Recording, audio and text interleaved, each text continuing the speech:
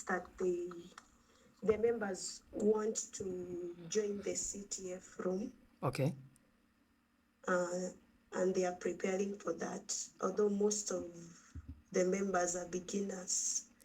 So we are just trusting that you will help us to bring them on board and help them understand more about cybersecurity and all that in CTFs. Okay. We are open to learn. Okay. And we really appreciate. Cool. Thank you for the introduction. Okay. My name is Stephen Kageshe. It's a pleasure having you, Multimedia University, on call. Today I'll be talking about CTFs. Zedi had requested me to do basically an introduction to CTFs. I will get to know what it is, what it entails, all the intricacies in it. Let me proceed.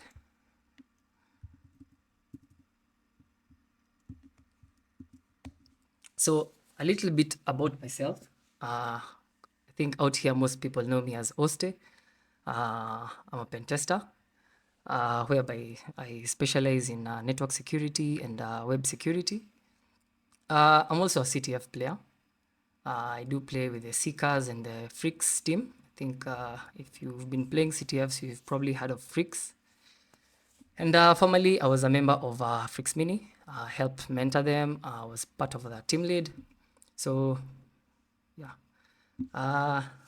Aside that, I'm a CTF creator. I've created a couple of CTFs in the past. Some notable CTFs include Besides Nairobi 2022, 2023. I've also created a couple of challenges, probably like 20 on CTFROOM. I've also been part of the team that created challenges for qualification stages for DEFCON last year. I think I've also created some challenges on cyber ranges and so many other platforms. So, in a nutshell. So, aside that, I'm also passionate about digital forensics, threat intelligence, and everything that revolves around security operations. Aside that, part-time, I do bug bounty. I think this year I've been focusing on Web3 technology. It's a technology I'm looking to venture into this year. It's a niche that not many people have dived into. Also, I'm a community outreach member for Hack the Box Kenya and also CTFROOM. So for those who are looking to join CTFROOM, like Zedi mentioned, I'll be sure to share the link towards the end of this presentation. Alongside to Hack the Box KE, if you're interested in joining our WhatsApp group where we get to discuss some stuff, plan for meetings whereby we get to do CTFs together, machines and the likes.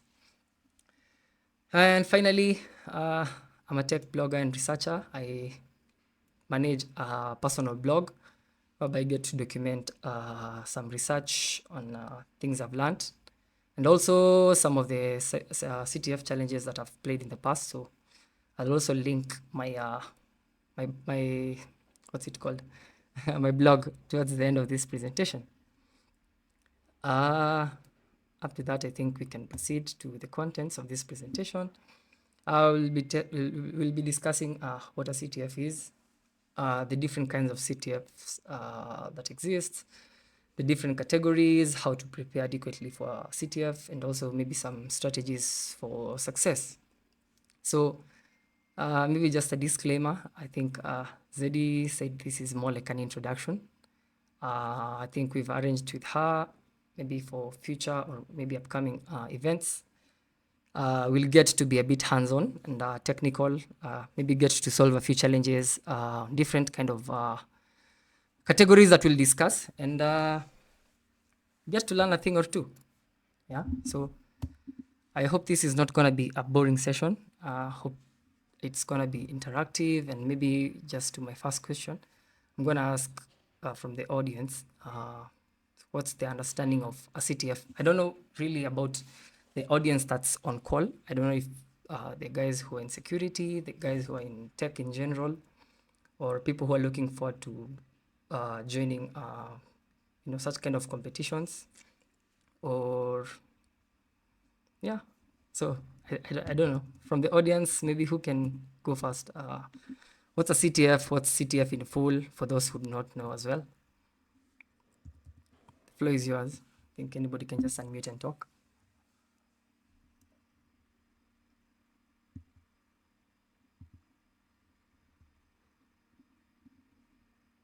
Anybody?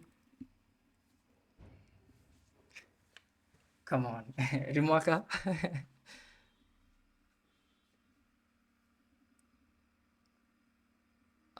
Okay. Lord Sudo?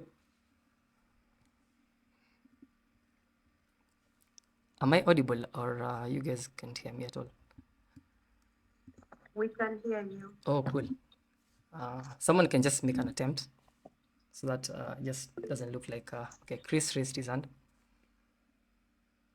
I think CTF is a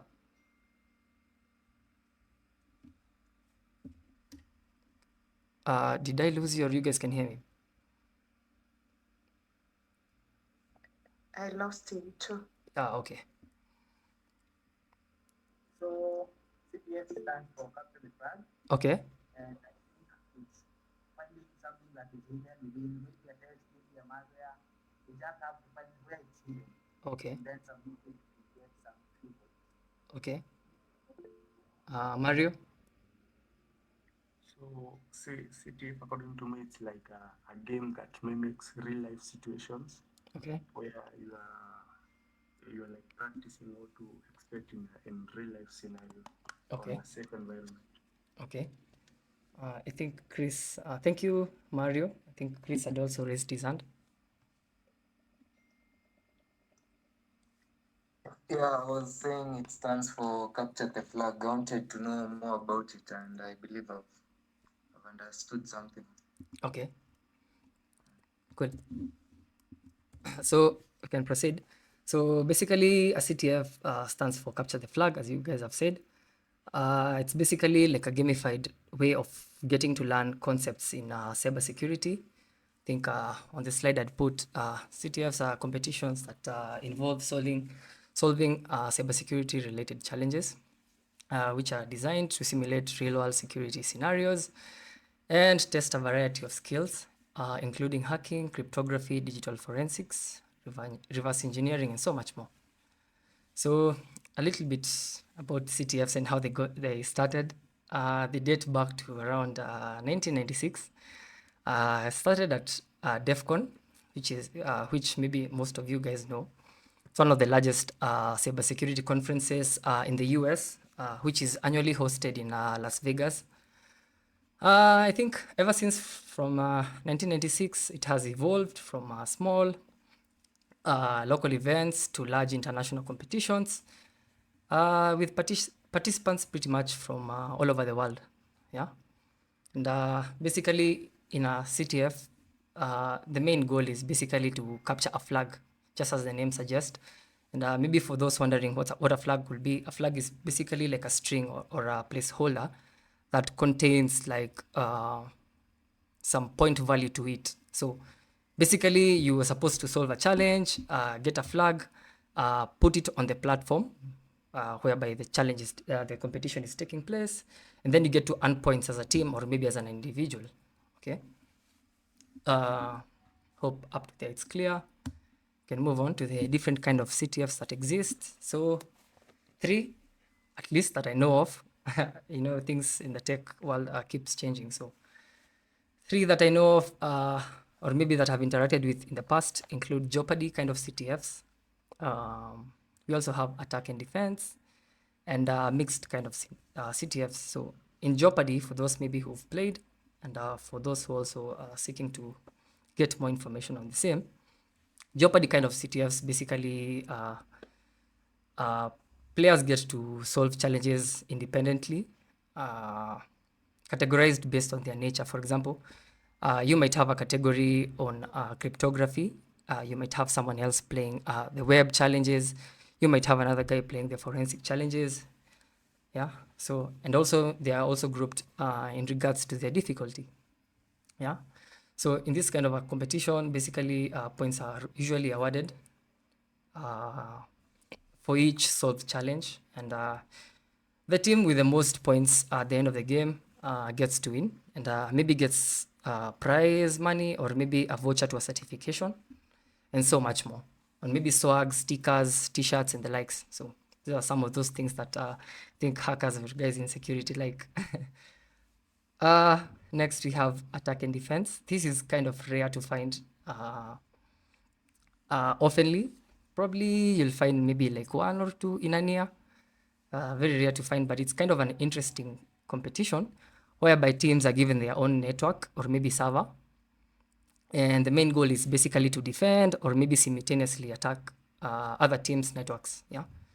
So teams basically have to continuously adapt to their strategies in order to protect their machines or their network, as well as also exploit vulnerabilities in other people's setups. Yeah.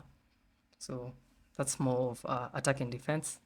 And mixed, maybe as you might have thought, mixed is basically a blend of both Jeopardy and attack and defense. Kind of interesting, very rare to find as well, but it's kind of thrilling, unpredictable, and exciting. Yeah, kind of also gets to test your problem solving skills, and team things like team-based strategic thinking. Yeah. So I don't know if there's any question up to that point. I think I talked too fast. Maybe I might have lost someone along the way.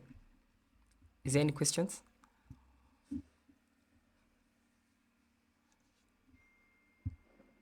Okay. I don't think there's any question. Maybe you can proceed. So let's get to talk about. Okay, I think there's a question. Yeah, Musa, you can just unmute and ask. Okay. I have a question. Can you explain more on the attack and defense? So attack and defense, basically, so there's one that I joined, I think sometime, was it last year, 2 years, I think last year, but one. So our team registered as defenders. So we're given this system, we're given access to the system. And as defenders, you are typically required to maybe get to analyze what are the attackers trying to do. So if these guys are trying to run network scans, these guys are trying to maybe assess maybe a certain service on a certain port. How can we identify this as defenders? How can we also try and prevent them from trying to get foothold to the machine and stuff like that? So if they manage to compromise a certain service, we try and patch it, yeah, so that the next team maybe doesn't get access to the same. And I hope it kind of makes sense.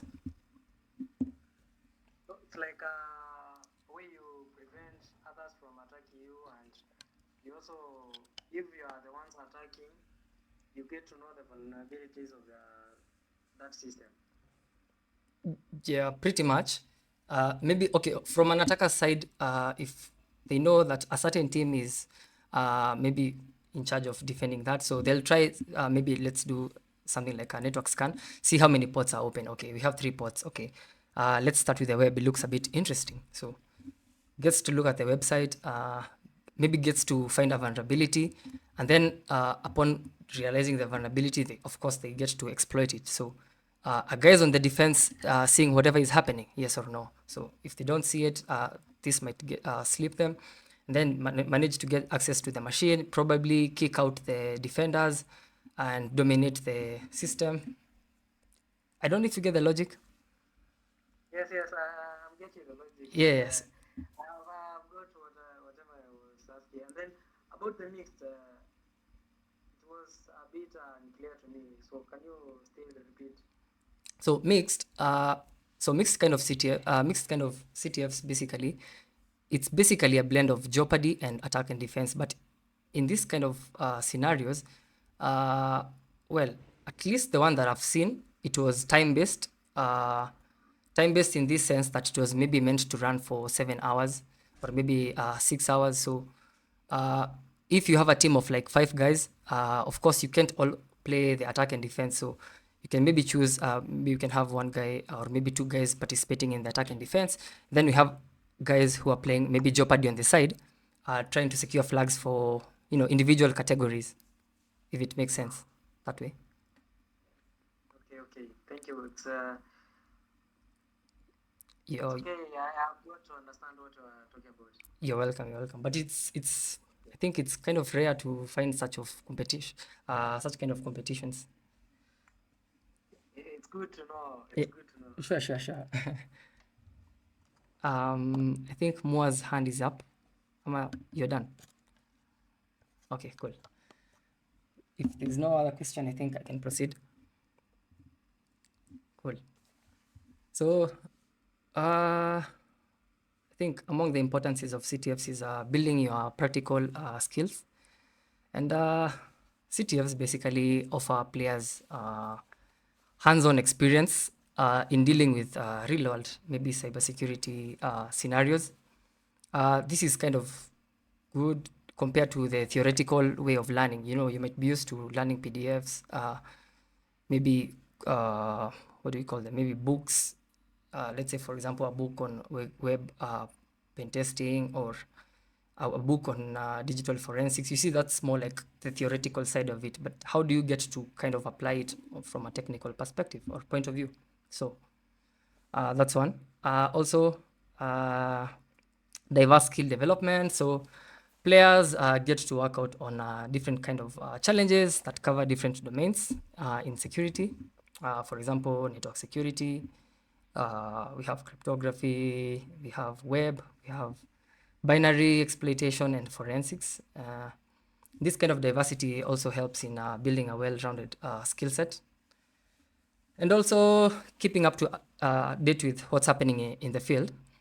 CTF is one of those good ways to learn about what's been happening out here. For example, I'll share maybe a screenshot of something I came across on TryHackMe. For those who know, there's a platform called TryHackMe. It's a training platform. So for them, they have specifically a module whereby if you want to learn about, let's say, there's the log4j vulnerability, or the Spring4Shell, or Dirty Pipe. These are some of those hot vulnerabilities that have been out there for the last, I think, 1 year, 2 years. So want to practice on the same? These are some of the platforms to do so. So yeah, at least you keep up to date with the same. Also, maybe if you're a defender, you also get to learn, okay, this is how someone will approach it from an attacker's perspective, but how do I also get to maybe detect this? So you get to learn a few things along the way, which I think is great. On to the last point. I think, sorry, that was on networking and community building. So CTFs is one of those good ways to get to network with people. Yeah, I'll give an example. We normally in Kenya, I don't know the demographic of guys that are on call, but anyway, in Kenya, I think last year, but in the last 3 years, technically, there's been so many organizations that have been hosting local competitions. For example, we have SheHacks community, we have CTFROOM, we have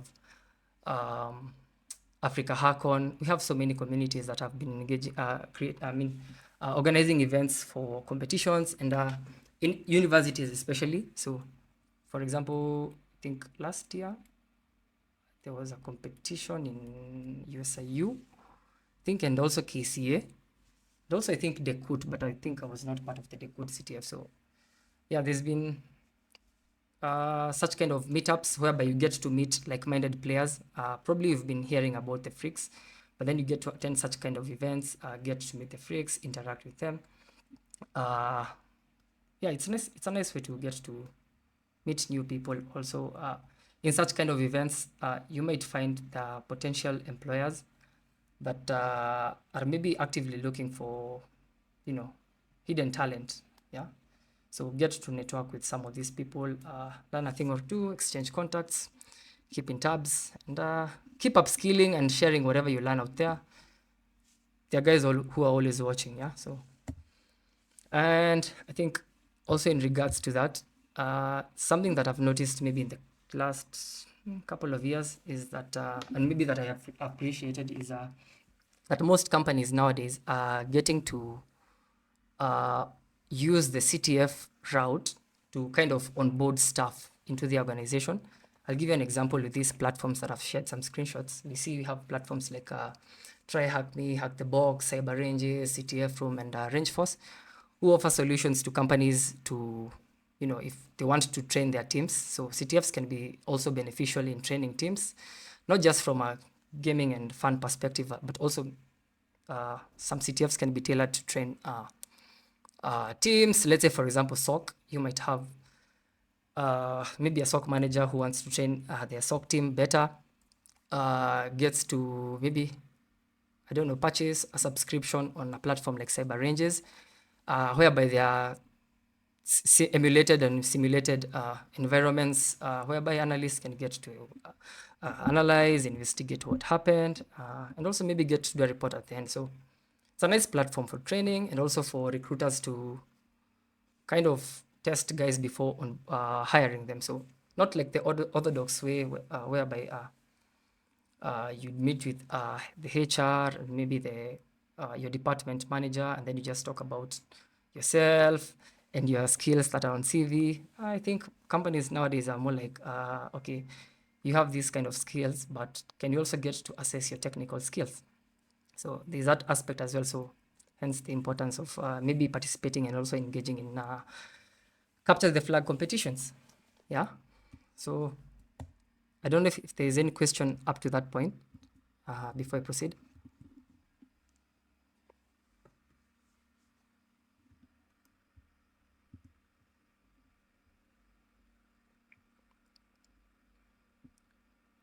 Is there any question?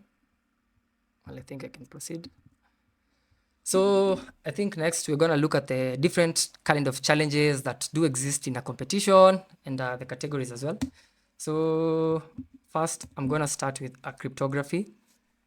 Basically, this involves encoding, decoding, cracking, and manipulating cryptographic elements.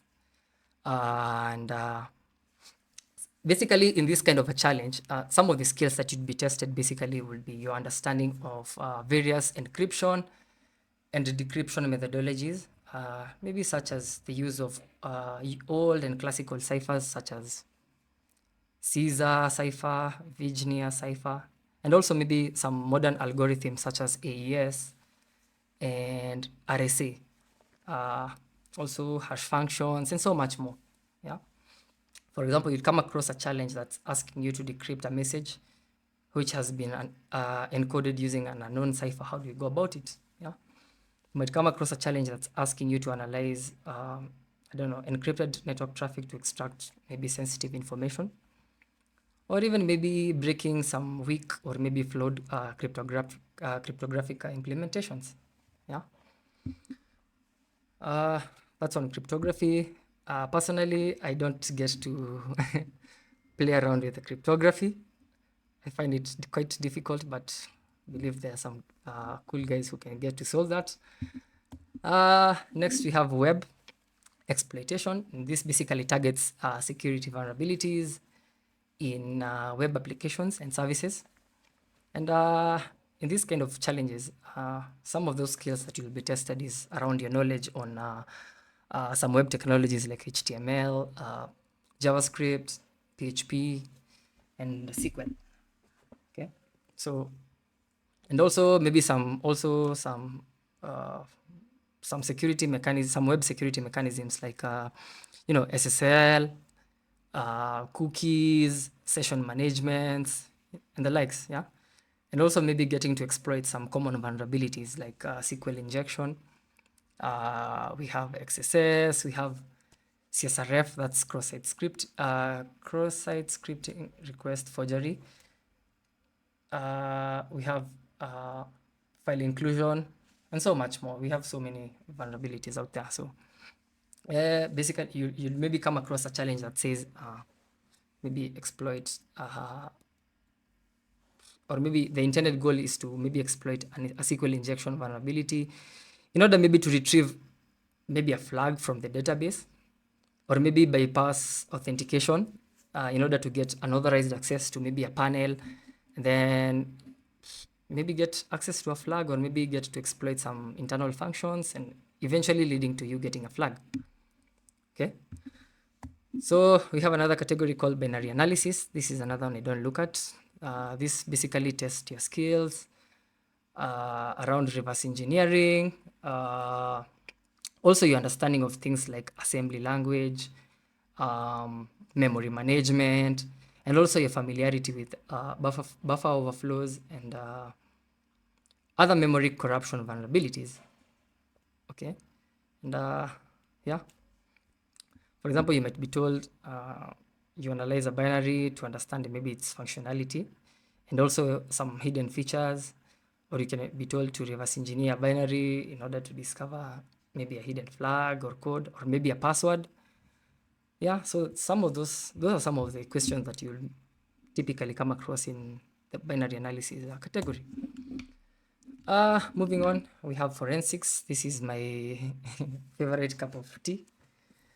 I think forensic basically revolves around recovering and analyzing digital data in order to uncover information about maybe a particular scenario or incident. Yeah.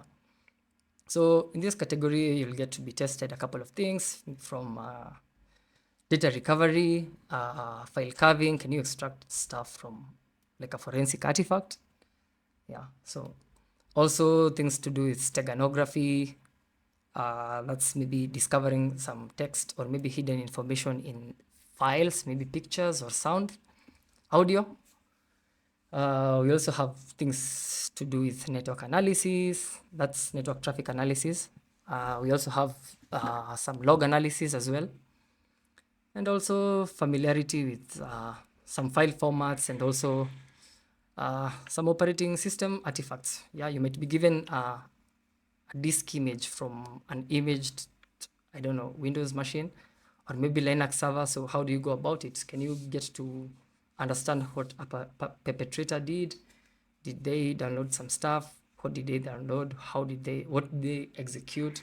What commands did they run? So such kind of information and stuff. Next is reverse engineering. Reverse engineering basically involves deconstructing software or systems to understand their internal functionality. Basically, in such kind of challenges, you'll get to be tested some understanding of assembly, like I mentioned earlier, and also some high-level programming languages, things to do with binary analysis, like we talked about, and also your debugging skills. Yeah, for example, you might be told, I don't know, let me think of an instance. Maybe decompile an executable to, I don't know, understand its algorithm, or maybe analyze malware to understand its payload impact, or maybe what it was intended to do. Yeah. I think next we have pawn or exploitation, and this basically centers on exploiting vulnerabilities in software or systems in order to gain control or some type of access. Okay, and in this kind of a challenge, you'd be typically tested on your knowledge around operating systems, memory management, I guess. Yeah, memory management, exploitation techniques, and also scripting for automation. So some of the challenges that you might come across, I think, in pawn include maybe writing an exploit for a known vulnerability in a service or application, or also maybe gaining shell access on a remote server through exploitation. Moving on to the next categories, we have OSINT. OSINT is another good category that I love solving. Basically, OSINT involves gathering and analyzing information from publicly available sources. And in CTFs, this can translate to challenges where participants need to find hidden or obscured information which is online. Yeah. So such kind of challenges get to test your skills around research, and also how good are you maybe in using search engines effectively. Do you know how to use some maybe Google Docs or some keywords in order to find specific data that you need. Yeah, so also maybe you might come across some challenges that require your understanding around social media platforms. Okay, so you are required maybe to look for a certain username in a certain platform.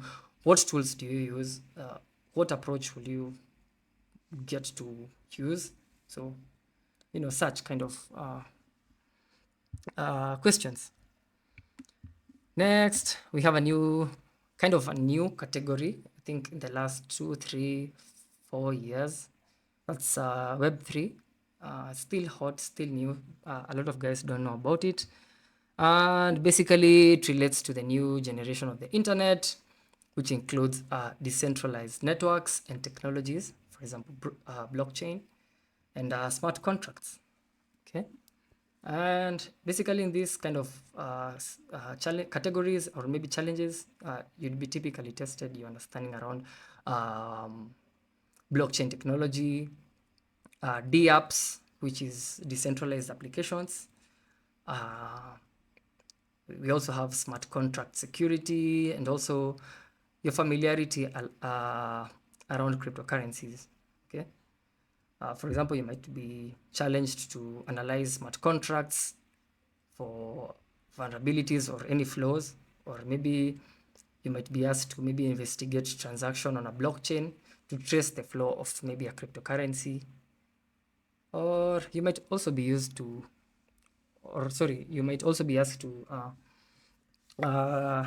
solve challenges related to decentralized identity or privacy preserving mechanisms, in Web3. Might sound a bit like Greek, but that's ideally what I'm also still learning. This is kind of a field I also want to get into, so might sound like Greek, but maybe you can take some time to do some more research around the same. And finally, we have miscellaneous. I don't know, most of you maybe might have come across category not labeled as MISC. This is basically like a general, or maybe this involves general kind of challenges. So I think on the slide I put covers challenges that don't fit neatly into other categories, often testing a broad range of skills. Such kind of challenges test your general problem solving skills, also your coding skills, and even sometimes I don't know, writing scripts for automation, maybe steganography, getting to maybe understand what a certain audio, maybe you might be given Morse code and maybe asked, can you be able to decode what was being said? You might be given an image and maybe asked to retrieve a hidden text file which has been embedded in it. So basically, these are general kind of challenges. Yeah. I think there are so many other categories which are not in the list, but maybe fall under some of those categories that I've listed. For example, in some CTFs, you might come across a category called malware. Ideally, malware falls into forensics, yeah? You might come across another CTF that has a category called, what is it? I think I'm forgetting. Yeah. And also there are other interesting categories that you might come along. For example, this weekend we had the global CTF on Hack the Box. It was kind of interesting because we had the category called hardware. So hardware nowadays, I've been seeing a lot of simulated, what's it called? What's the name? Industrial systems and controls. Should I call them that? I guess. Yeah. Industrial systems that use some interesting protocols like Modbus and the likes, and maybe you're expected to exploit such, or maybe get to understand how maybe some of these technologies get to work. So yeah, you might come across interesting categories out here, but I feel like for me, when I got started with CTFs, or rather, I don't think I shared how I got started with CTFs. Maybe I can take this opportunity to share. So I think around 2019, in some of these WhatsApp groups that we're usually in, I came across a guy called Kuimet. So he's quite known out here for in the CTF community.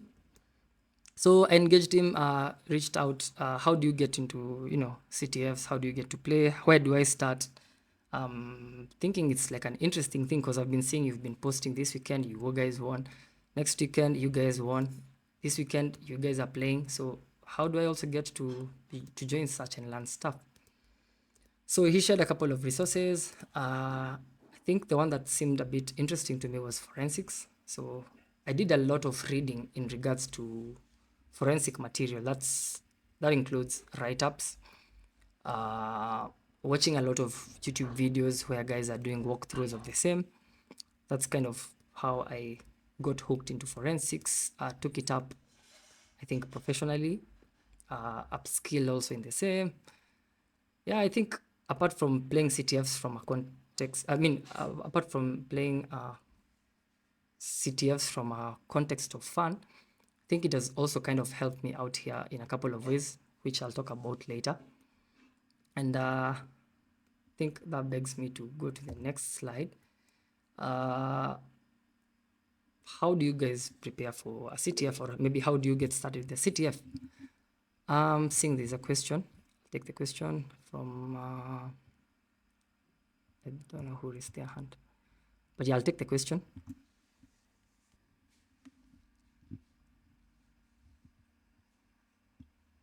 Steve.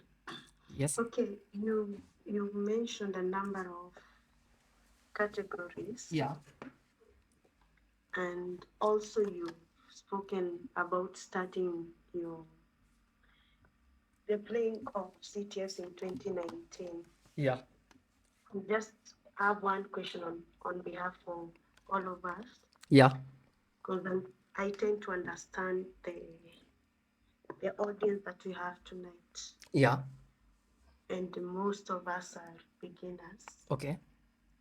in spite the fact that they are registered for the CTF from InterVarsity CTF. Yeah.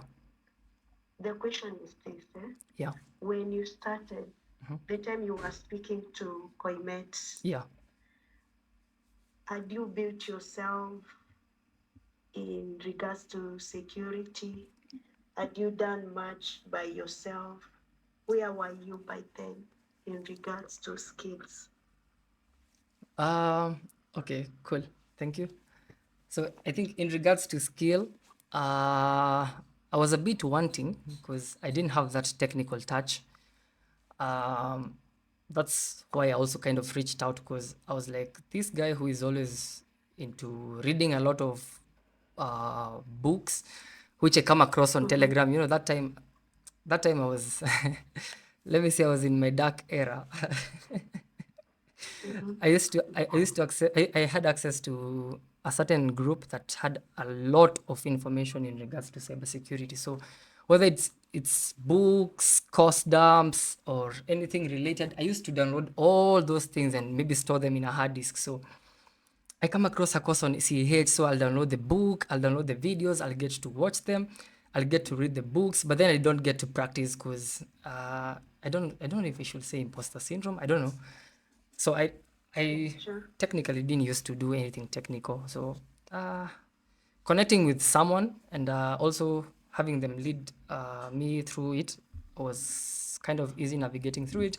Also, I think after he kind of walked me through what I need to do, what and not, the resources I need to use, it was a bit easy for me now to connect what I used to learn on theory and also what I'm getting to interact with out here. Well, I wouldn't say CTFs or maybe all CTFs are really realistic and real world kind of, because okay, some questions or maybe some challenges that you may come across might be, well, maybe just testing a specific kind of skill or something, but not really relevant in the real world. Yeah, so there's that too. Please take note of that. See, don't get into CTFs and then you're like, the moment you get employed or you're out here, you're like, there's a very big dynamic, or maybe there's a very big difference between getting to play CTFs in the real world.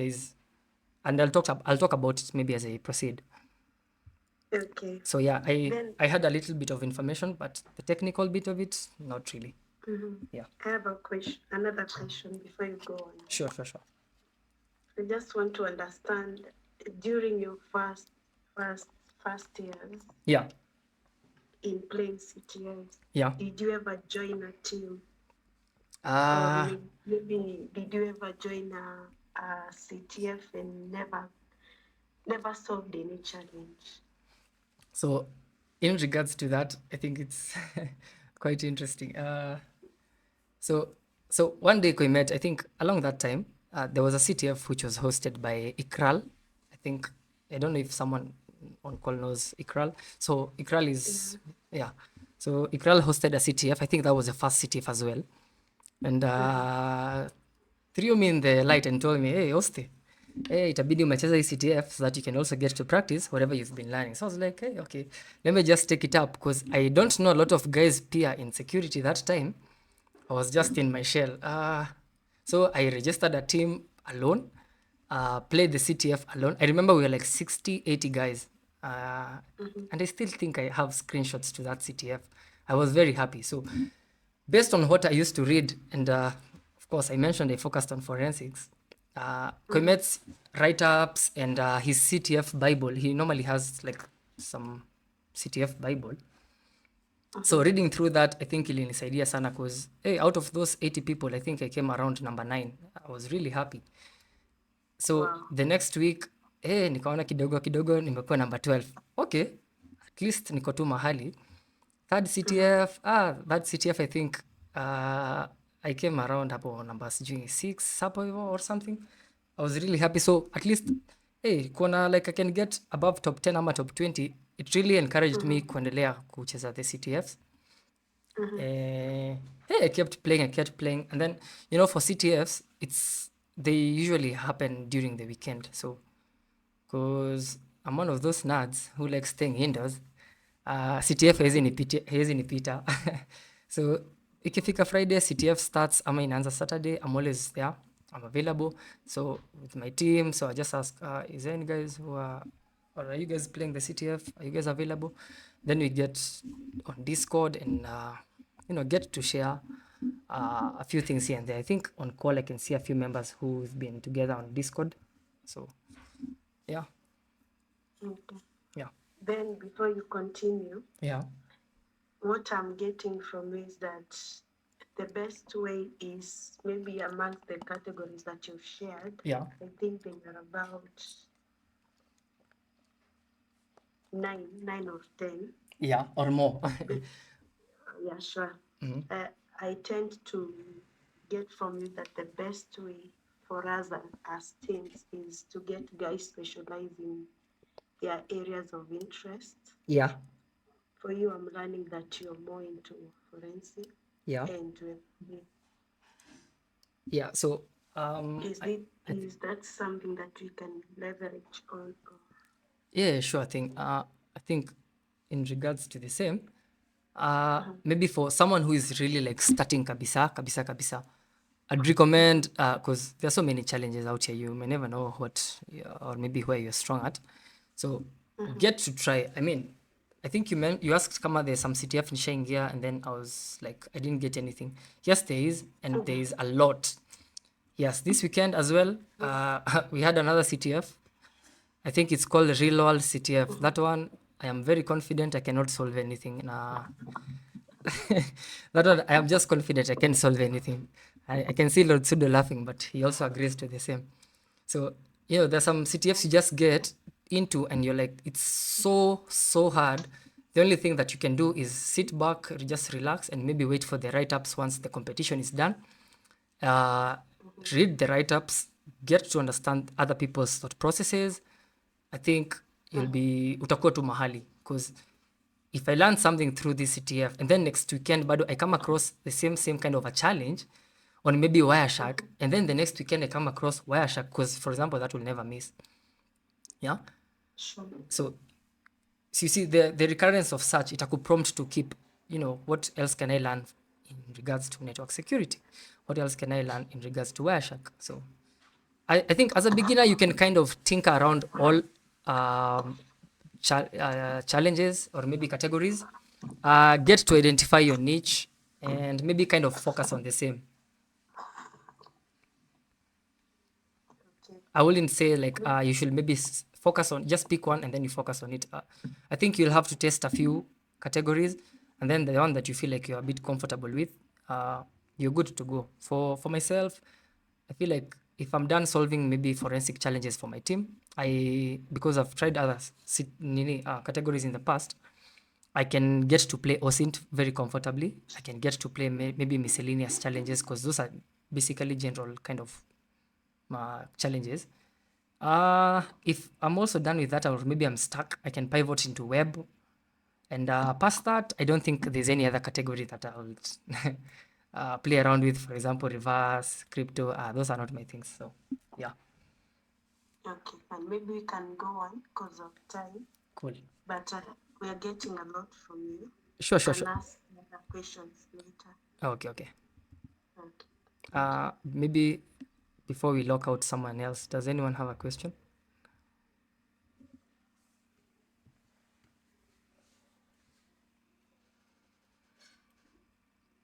Okay, cool.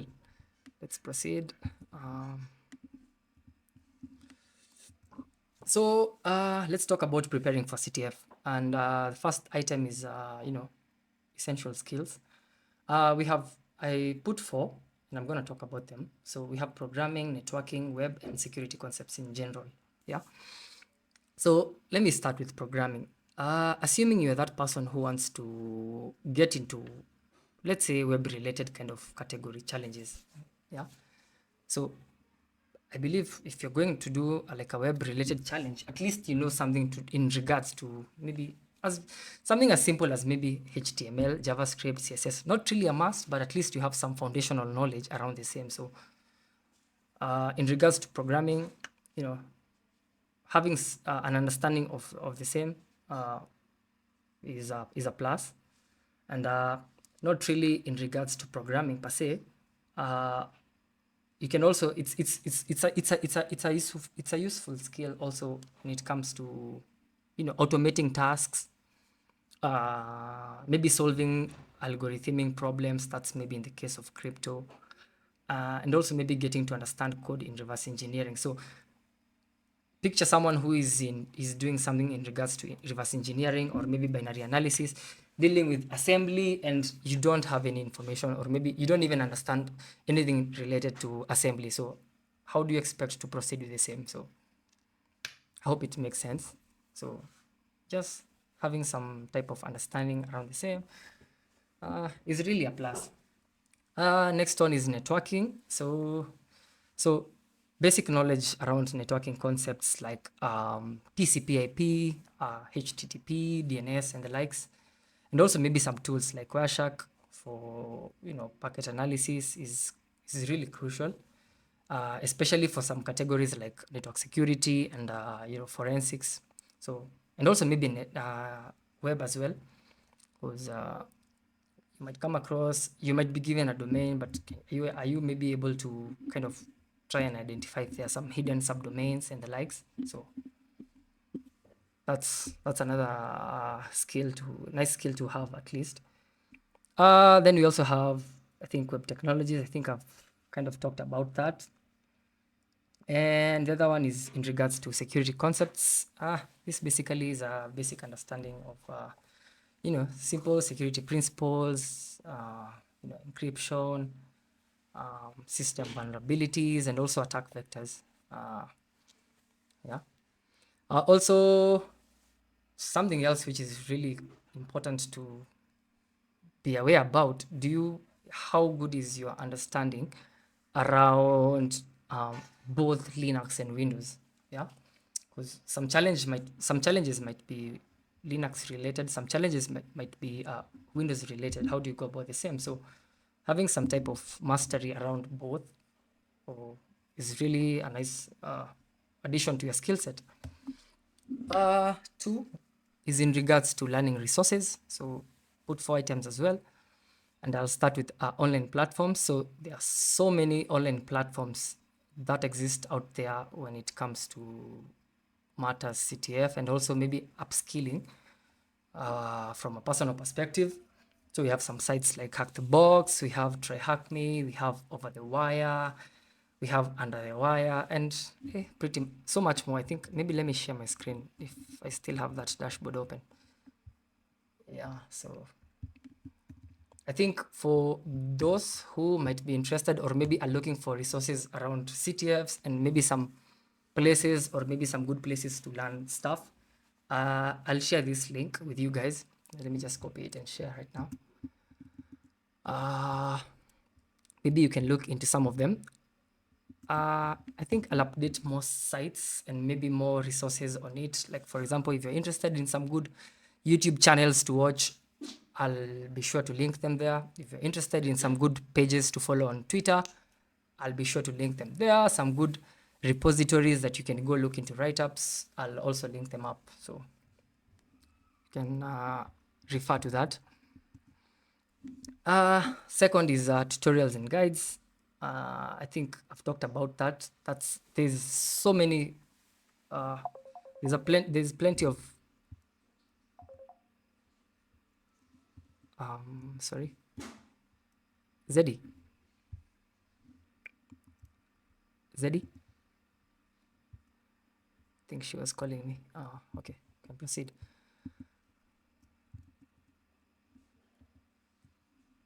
Cool. So there's so many information out there, whether it's videos, whether it's blogs, whether it's streams to watch, maybe on Twitch and the likes. So yeah, I'll be sure to share some of those resources with you guys.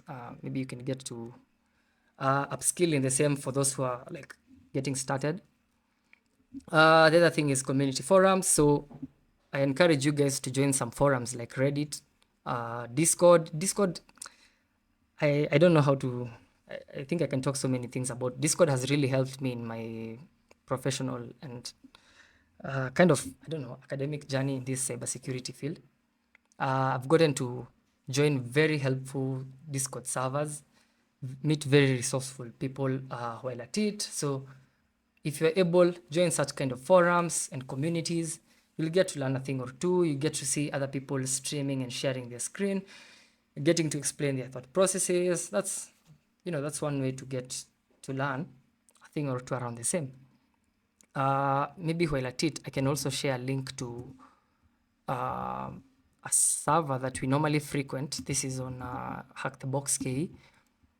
If you're on Discord, you can use this link to join our server. We normally do streams from time to time, so feel free to join.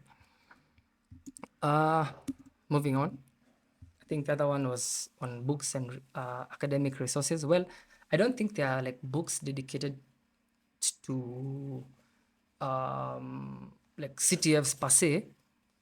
More like maybe, yeah, I don't think there are books related to CTFs per se, but there are other books that can generally help you grow in terms of your skills in specific kind of areas.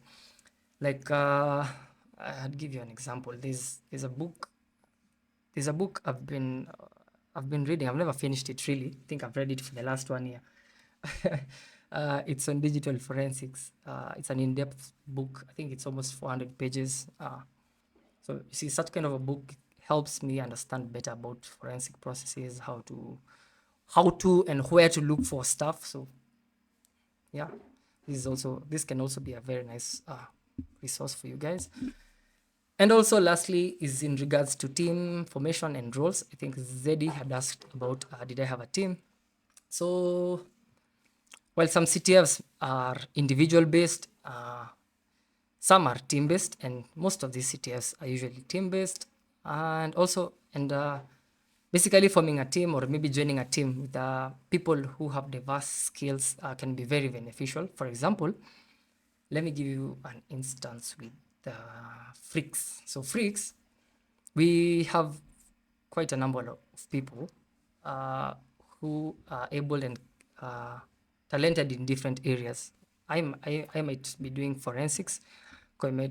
Can do forensics and web. We have someone else who can do binary, we have someone who can do crypto, we have someone who does web. So when we find ourselves in the context of like a CTF, we don't have to kind of ask each other, oh, nani anafanya hii challenge, who is going to do this challenge, or you don't feel overwhelmed or burdened by getting to solve a lot of challenges. And no, it also takes time. You can't basically get to do everything unless it's maybe a long competition, but most CTFs typically take either 12 hours, 24 hours, and the one that you're gonna come across that is pretty often is 48 hours. That's basically on Friday and ends on a Sunday. Those are the common CTFs that we have. So in regards to roles, I think I've talked about it. Yeah, when you guys form a team, remember when you get to join a team, you'll get to allocate each team member, or yeah, you get to allocate each team member a specific role. But yes, when you're forming teams, just be careful. Don't choose everyone from the same category. Like you can't just form a team full of guys that are good in web. What about the other challenges? Who's gonna solve them? So it's good to have a balance in that. Also, in regards to teamwork, and we have collaboration and communication. So effective communication is very key, very, very key. I talked about Discord. These are nice platforms for communication. I'll give an instance. When we get to do CTFs, we get to assemble with my team on Discord. Everybody maybe gets to share their screen. We're all talking, we're all listening to music, we're all getting to catch up. It's usually like a fun thing, but at least communication is key. Whereby I say, I'm working on this, the other guy says he's working on that. We continue, we keep updating each other. I've gotten a flag, I've solved it, we've increased ranks, we've come from maybe number 76 to 46, and the likes, yeah. And also finally, we have team strategy. So it's kind of important to discuss the team's strategies beforehand, like in regards to dividing tasks. I think I've talked about that, and when to pivot to different challenges, because you might be stuck in a challenge for almost, I don't know, maybe 2 hours. I think Lord Sudo is a witness. I think Lord Sudo is a witness from last weekend. I think he worked on a challenge for almost 4 hours. And he didn't actually get to sleep until he solved it. So yeah, so planning for tasks beforehand is kind of important. And I think that takes me to the next slide, which is more on strategies for success. I think it's more like repeating myself, but specifically I want to talk about time management, because time is really important in such kind of competitions. You don't have like a whole week to do this kind of challenges, so it's usually time based. Like I talked about, there's some CTFs that stay long, some that are there for a shorter time. So at least, you see, in the case whereby you have a short CTF, you guys have to like be like fully on board. Yeah. Case in point, this weekend the global CTF was only, I think, 7 hours. So started around 7 p.m. I think it almost ended around 3 or 2 a.m. So you see, that was kind of a short CTF. So adrenaline filled, everybody's just rushing to solve the challenges. There's no time to waste. So one of those things is prioritizing on challenges. So assess and prioritize challenges based on their skills and the point value. It's important not to spend too much time on a single problem. Yeah, like I've talked about, you just can't spend too much time on a single challenge that is worth 100 points. Yes, you might know how to go about it, but you can't just waste a lot of time on an individual challenge when there are maybe like 10 more other challenges that you can solve with better points that you are like guaranteed like for sure you can solve. So that's one. And also we have the divide and conquer. I think I've talked about this. Is basically distributing tasks or those categories among the team members, ensuring there's a maximum based on strengths, and also it helps to maximize the efficiency. Yeah. Other than that, I don't think there's anything else I've missed out. I think at this juncture, I'd like to welcome any questions, comments, feedback. Thank you. Just give me a sec. Let me share a link to my blog and also where to find me in case you need to reach out. That's my blog. I'll share it on chat. That's me on Twitter. I'll share my link, and that's me on LinkedIn for those who want to connect. That's it from my end. Zeddy, I don't know if you're still on call. I'm back. Cool. Yeah. Any questions, comments, feedbacks? Oh yeah, sorry, I forgot to mention.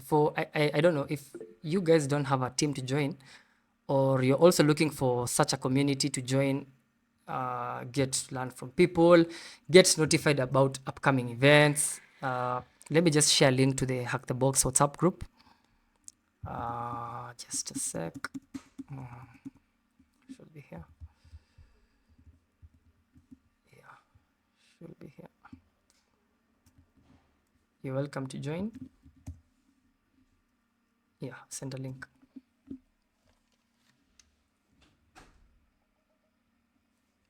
Oh, I think also I mentioned that CTFs usually happen during the weekend. How to know there's a CTF during the weekend? I'll come to CTF time. I think, let me just show you more about it. So when I come to this site, I can be able to see past events. For example, TED CTF, we have whatever. And then, oh yeah, we talked about real world CTF. This was really hard. I did not even attempt it.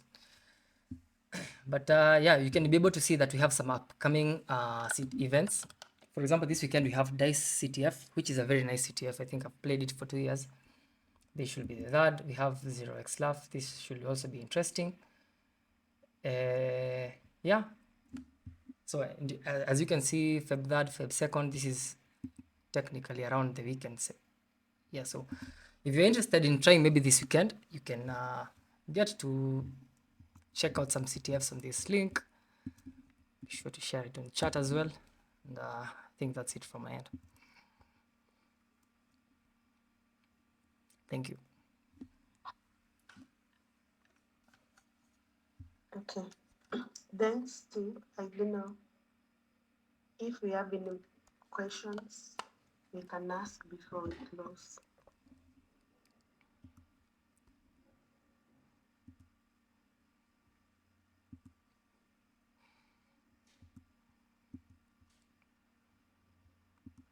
Steve. So Okay. let me. Okay, you has talked about a lot of things which are resourceful. Then some of us are still beginners, so we might have some weird questions. But Sure thing. Ask. okay, when he was talking about the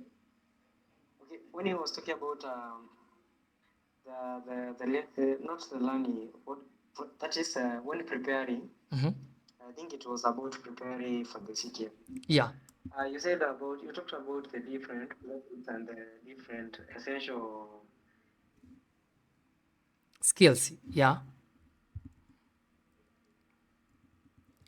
essential skills. So in the I think there were 4. Yeah. I don't remember them well, but Yeah, I've shared my screen. Around 4. Yeah. Networking, programming, technology, and maybe so there are these ones. So when dealing with web technologies, you're going to take for the recent, like the trends in the recent, senior. Okay, that's like you acquire some knowledge about that topic. Sure. Like for example, basically what I mean, for example, in web technologies, okay, there's some sites that use CMS. I don't know if you know what CMS is. CMS, let me give you an example. There's WordPress.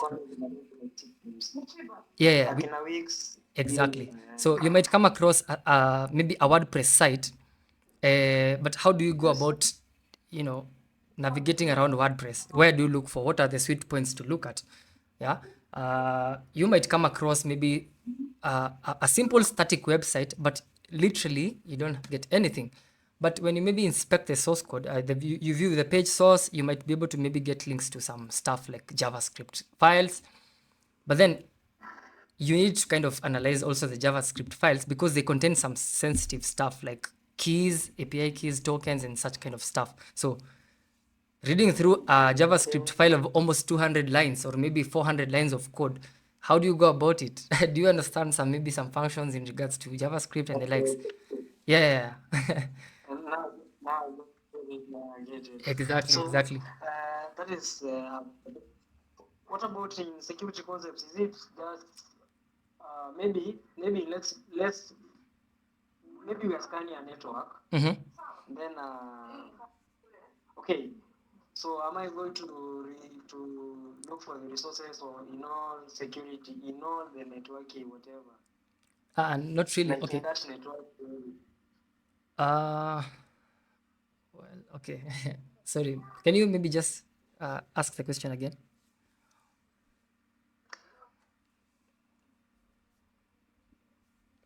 Hello? Can you maybe paraphrase the question? Okay, for example, I'm doing we are scanning a network, or we are doing it. Okay, tunataka network that is on network or tools like Nmap, Evo. So what should I know on the side of we go against you? Okay. So in such kind of a scenario, let me give you an example. Hi, you might come across, let's say, a machine or a machine in a network. But maybe, because there's some challenges whereby you're given like a whole machine to attack and start and stuff. But then I'm assuming maybe in a network kind of environment, you're scanning the network, and where security concepts come in, it's things like, let me give you an example. Let's see, evasion. Yeah, so you scan a Windows machine, or maybe you get access to a Windows machine, but how do you also get to kind of apply some tricks like evasion? How do you evade some stuff like Windows Defender? How do you bypass stuff to do with, I don't know, some security agents that have been installed maybe on the target system? How do you maybe bypass stuff to do with firewall? Yeah, stuff kama hizo. So that's in generally, I just term them as security concepts, but basically entails a lot of things from encryption to how do you decode stuff. You might come across unencoded whatnot. Such kind of small concepts. That's what I generally put them as security concepts because there are so many. And then you have talked about the code, and then I remembered something. Okay, a time ago I watched this movie. Is it a series? Okay. Mr. Robot. I know you have watched it. Yeah. So there's I think in season 3. Okay. Somewhere he decodes a paper text. I cannot remember which tool. So, which tools have you used before in maybe decoding or encoding something or paper text? There's so many tools. Maybe in a nutshell, I can just show you one. I can just show you one. There's one called CyberChef. So the CyberChef, I'll show you, for example, how to encode text. Basically, just how to encode text in base64. So hi there, we can choose to encode this to base64. So in a CTF, maybe you'll come across such kind of a string. But then also, so me as someone who is playing, if I come across something of the sort, I'd look at it and automatically in my mind, I'd click, this can be something to do with base64. So because why? There's some equal sign towards the end. Maybe that's one indicator. So I'll come maybe on the platform. In this case, if I just had this, let me just paste it there instead. So assuming we didn't have anything there. So if I wanted to decode this, so I'll come maybe and do something like from base64, and maybe you get something like, this is a flag. So this is, I can maybe share a link to the tool. If you are interested, you can check it out. And there are so many tools out there that you can also use to decode stuff. I heard about cyberchef. Cool. I think Zeddy talked about it somewhere. I can remember. Okay. Okay, thank you. Those are my bit of clarifications. You're welcome. Thank you. Mario has a question. So I have a question. Sure. Maybe when I'm playing a CTF, Yeah. a good example in CTFROOM, Mhm. then I'm stuck in one part of the CTFROOM because there is the first part, the second part, the third part. Maybe I'm stuck in the third part for a very long time. Can I just leave it or what is the best advice? Well, it really okay. It really depends because well, it depends. First, for me, I think I would approach it differently. If I come across, so you have a series-based kind of challenge whereby you need this answer to go to the next question, you need this answer to go to the next question. So for such, I think I'll still have to persist, okay? But then if I come across a challenge that is a bit difficult or maybe doesn't have quite some points that is worth wasting time on, I don't think I'd waste so much time on the same. Probably come back to it later, get to solve other challenges which I've not touched on at all. And maybe, you can hope to another challenge, maybe web related, ikukule kichwa, like, hey, I'll take a break, let me just go back to forensics. Nifanya kidogo, inikule kichwa, niseme, wacha nijaribu OSINT. So while at least umeguzaguza kadhaa, you have ideas hapa na pale. So in case hata maybe your team member, while you guys are playing together, mention something, you click very fast and then maybe get to a challenge, continue with it, or maybe get to explain to your colleague, hapa ndio nimefika and I need your help from here. Can you maybe help me from here and maybe explain your thought process so that I can maybe get to understand this better. So, but yeah, that's what I can say. Also, it depends pia na time. Like this weekend, there's that challenge. If it's okay, Lord Sudo, for me using your name, there was a challenge we were doing with Lord Sudo, and apparently, it took quite some time because we don't have time. Tuko na almost 7-8 hours. What do we do? There are a total of maybe 20, I think there were 23, 21 or something questions. 8 hours. Most of them were medium, hard challenges. Few were easy. So, what do? Do I focus with one challenge for 3 hours and maybe not get to attempt other categories or maybe challenges? Because the end goal, I think, for me is winning. Not really all the time, because I can also get into a CTF maybe just basically for learning. See, something like real world CTF, I know I can't play or maybe get a flag or maybe ni kitu nimejiekea kwa kichwa, but out of experience I think I cannot I cannot solve anything. But yeah, so for such, I'm just basically getting into the competition, get to understand how people set it up.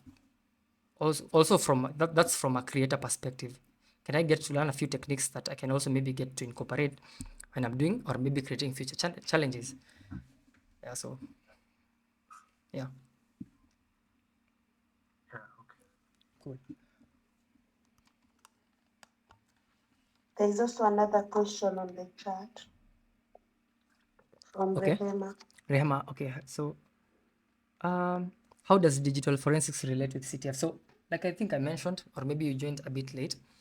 So one of the categories in forensics, all of the categories I think I'm so obsessed with forensics. One of the categories in CTFs is forensics. Yeah. So how that relates to CTFs is, you see, most of the challenges that you typically get in a forensic competition are more or less almost similar to what you'd get in a real world.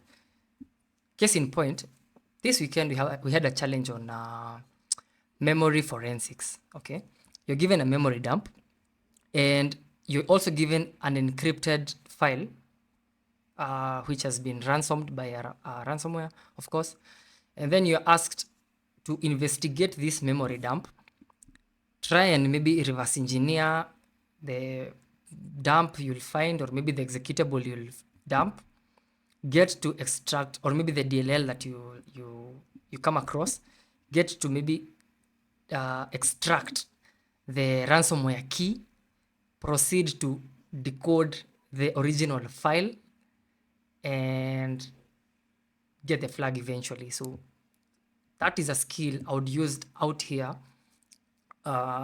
in the real world, whereby I'm trying to help a client, or rather, let me give you an example. Let's say, for example, Kenya Airways was ransomed, right?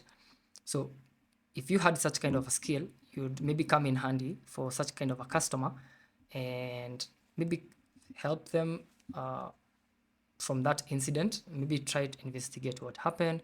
Can you try and get some IOCs, what really happened, who was here, what did they do, and such kind of information. I think that's kind of how it relates, I think, from my end. That's why I also kind of like forensic, because I find it more real world and more real world applicable, if I can say so. Yeah.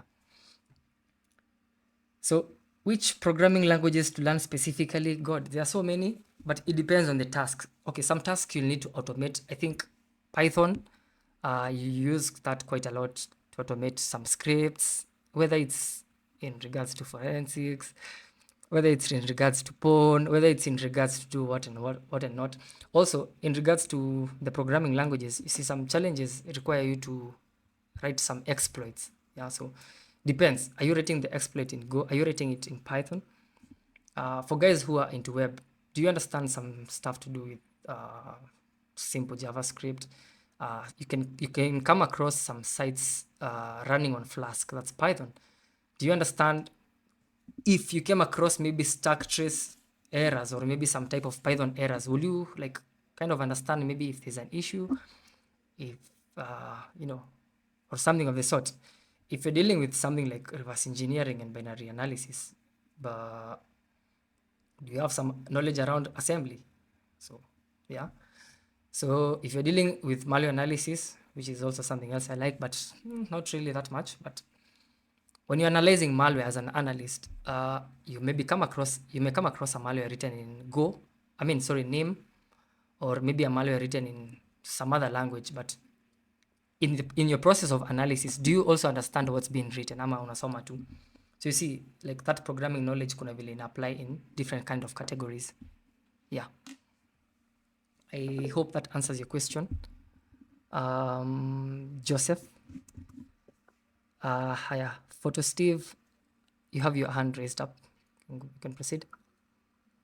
Yes, good evening, and thank you for enlightening us so much on preparation for this CTF. Sure. Yeah, and there is this question which I got in my mind. Maybe as we prepare, I don't know the best way that someone we can learn faster. Is it these other areas? Now, can I go deep into networking that even my team can depend on me, that if this guy we get him for this networking, he will know almost everything in networking and some basic knowledge in programming and web technology? Or will someone just be a jack of all trade? Like, because I'm thinking if you be a jack of all trade, it will take a lot of time for you to master, or which is the best way about it? Sure thing. Okay. In regards, so back to what I said, things you should consider while creating a team. So okay, maybe from a starter perspective, if you are like getting started kabisa, I think, and also maybe I'd recommend, maybe before getting to play, get to read some write-ups. And I think that site that I shared with you, let me just fetch for the direct link. You can get to read write-ups on different categories and get to see, hey, hii inakaa kuwa rahisi, hii inakaa kuwa hivi na hivi. This is something I'd be interested to learn. So let me kind of upskill on the same and see if this is my thing. If it's not really, maybe get to try another category. Keep upskilling in the same. Keep reading those my write-ups. I think write-ups zitakusaidia sana in this journey, I think. Quite honestly, write-ups will really help you a lot. Keep reading them, and then itafika place you'll be like, now I feel like I'm confident, I can maybe try some web challenges. So a CTF comes, you attempt some web challenges, at least an idea, you know, maybe something to do with the WASP top 10 or maybe some common vulnerabilities like in XSS and whatnot, prototype pollution. Hii nilisoma kwa this write up. He did this and this and he used Babsuit. And this is how he used Babsuit to do this and this. Can I try and do that and see if I can get something or maybe something different? Evo. So that's way to go about it. That's one way to go about it. Ukifika hiyo point whereby you feel like sasa nishaipata flag moja ama nishaipata flag mbili. Now let me start looking for a team. So when you're looking for a team, please don't look for everybody who is in the same category, because it really won't help you at all. Because mtakuwa tu mnaingia competitions, because yeah, as much as it's fun playing, it's also fun also competing for a prize. And that, I mean, that's the goal for us. Yeah, so when you're thinking about the prize money, you just can't, hamwezi expect kufanya web nyinyi wote and then you have like other categories left hivyo tu. Yeah, also I think with teams, I believe there, I can see some members from different teams hapa that I know of, and they can also tell you that you get to join teams that zenye ziko na watu wengi. You get to introduce yourself, say the category you're playing, so that everybody knows. In case like 4 people who play web, they are not around, who can we also like tunaweza cheza na nani? Or you get an instance whereby I&M usually hosts annual CTFs at their main office. So in the case of I&M, you might have some members in your team who work. Yeah, you might have some members in your team who are in school, but then like it's up to you manzi to represent them. So imagine nyinyi wote ni wa category moja and whatnot. So it's good to join a team whereby you have diverse skill and the likes. I don't know if I answered your question well. Photo Steve? Yes. Thank you very much. You're welcome. I can see another question on chat. Can one survive in cybersecurity without any knowledge on programming? Especially, I want to know, kama naweza survive pen testing. Pen testing, I'm in this field. Well, so programming, what am I going to say? Ndasema nini? So programming for me, the level at which I understand programming, because I do a lot of web assessment, so I really have to have some understanding around web technologies. Yeah, kuna sites zingine ni CMS peke yake, kuna zingine ni custom made by developers. Unapata msi anatumia Node.js, React. Well, I don't really have that much knowledge on React, but it's something nikipata chance ama opportunity, I can constantly maybe update my knowledge around React, so that I can also understand what are some of those good spots to hit when working with such kind of applications. Yeah, to come across a static site, to come across what not, but yeah. Also in regards to pen test, so programming, I would say for me, I think I'm better in scripting. This is in regards to understanding my understanding on Bash and also PowerShell. So I'm on a Linux environment, I want to automate some tasks, or I want to automate some scans. I'll basically write a quick Bash script. Yeah, I'm in a Windows environment, I want to maybe audit AD, I want to scan do a few quick checks hapa na pale. What do? I use PowerShell. So scripting is something I think I would do a lot in regards to the same. But programming, I don't really write a lot of code mimi, but I have understanding around some languages. So yeah, having understanding around the same in pen testing is really important. Sitakudanganya, sitakwambia ati ukiwa cyber security you don't need to know programming because how are you going to assess hizi vitu kama huna, like, you don't understand the code? Does it make sense if put that way, Ruben? Could you recommend any sites for learning digital forensics? Sure thing. Please allow me to update the dashboard I just shared with you guys. I'll update it with more information in regards to the same, but I think a good place to start is DFR Diva. I think this lady has a very nice blog in regards to the same. Let's see if I can share her site. Yeah, so this site basically ni forensic junkies. Unaweza kama hapo, there are some courses that you might find for free, some how to get started in this field if you want to venture in the same. And there's some resources. There's a lot of resources kwa hii site, so let me just give you a direct link to the same. I think that answers your question, Rehema. And Joseph, what about networking? Should I learn kina Cisco? I think understanding around the same. Okay, me personally, I've not done anything related to akina CCNA, ISO switching and routing, not really. But I'm not saying that you shouldn't learn it. Learning it is a big plus, because you know, knowledge around the, utaenda kwa client kufanya pen test, then you'll pata client anatumia some of these products akina Cisco, Fortinet, what are some of these tools clients wanatumianga, Sophos and the likes. And sasa wewe huja come across a Sophos firewall ama a Sophos switch ama a Fortinet switch and the likes, but tunacheki ile like understanding tu ile basic ya networking like TCP/IP, OSI model, subnetting, yeah, that itakusaidia sana. Tools ziko out here za kutest such kind of systems, Cisco and the likes, but having that at least background knowledge on the same really goes a long way. But doesn't mean that you wanza kusoma hapo ma routing and switching sijui what not. No, I just said basic knowledge. Basic knowledge is, I think, more like the key term tatumia in pretty much all the scenarios. Basic knowledge.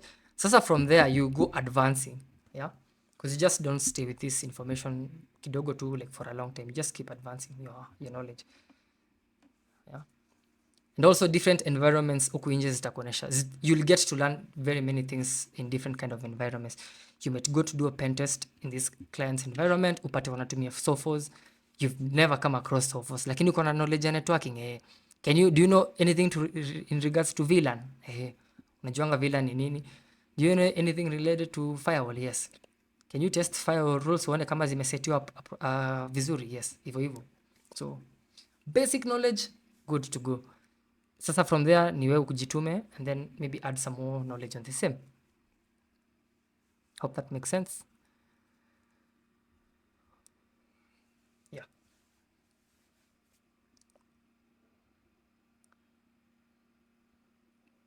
Anything else? Any question? Also for the upcoming CTF, CTFROOM, please guys register. Also I'd encourage, I don't know, Rehema, maybe, I don't know if you're in charge of this team at Multimedia, but it will be nice coming up with a team, a university team, or maybe like if you guys have like meetups, these are good avenues to get to, you know, kind of learn these things, because utapata later on in the year we have intervarsity CTFs, so you usually find different universities coming.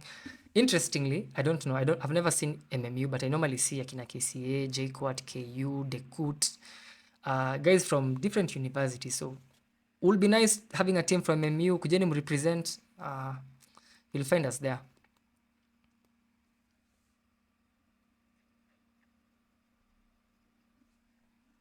Rehema, I mean Zawadi, is it Zawadi ama ni, what was her name? Zedi, sorry.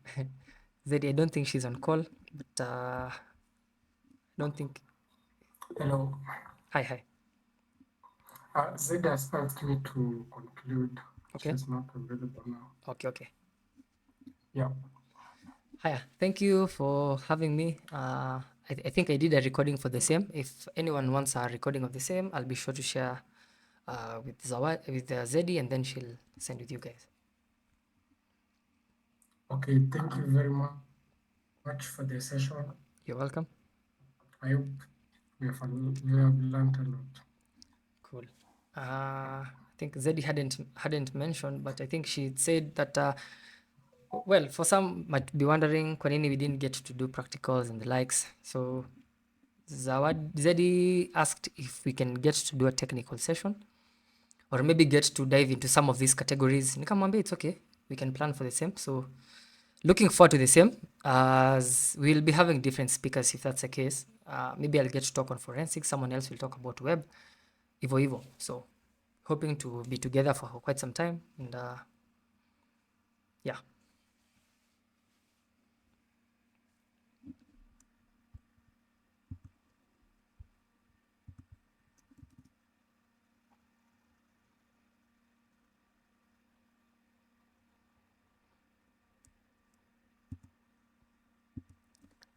Then I guess you guys can maybe I can end the meeting. You guys can have a lovely evening. Thanks for joining.